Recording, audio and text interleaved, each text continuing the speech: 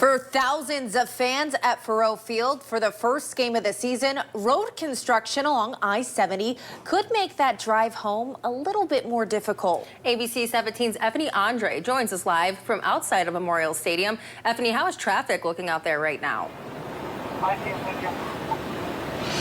Megan, Erica, it's the best time of the year here in Columbia, which is football season. Thousands of fans made their way over here to be a part of the first game for the Missouri Tigers as they have their first game of this season. Right now, there are fans leaving the stadium, and there are some cars lined up at the red light right now. Missouri State Highway Patrol is directing traffic right now. It's not as heavy as it was about 30 minutes ago, but it's starting to calm down just about. So drivers and fans are not only going through the first game of the season, but they're also going through a first major construction that's happening across the city.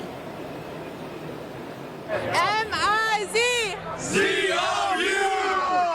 Fans came from near and far to be part of Mizzou's first football game of the season. I came from Canton, Missouri. I drove I-70. The construction is awful.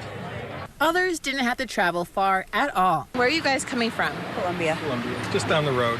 But no matter the distance, traffic was a challenge for just about everyone. No, coming up 63, we made a plan to take an exit on Grindstone instead of going past Stadium where it starts on 63 there. And streets around Faurot Field, including Stadium Boulevard and Carrie Frankie Drive, were filling up with cars and tailgates 3 hours before kickoff. With the construction on I-70, MoDOT has been urging fans to plan ahead and pay close attention in work zones. Some fans say they found their own way to avoid the congestion. We walked here. Why did you guys walk?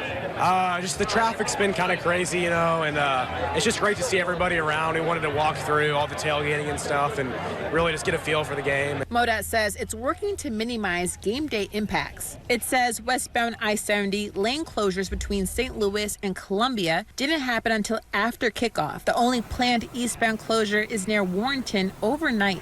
So that means fans heading back towards St. Louis will likely run into some delays. Officials say patience is key and to be ready for any backup tonight.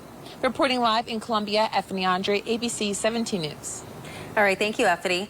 MoDOT says you should expect heavier traffic throughout the holiday weekend, not just on game day.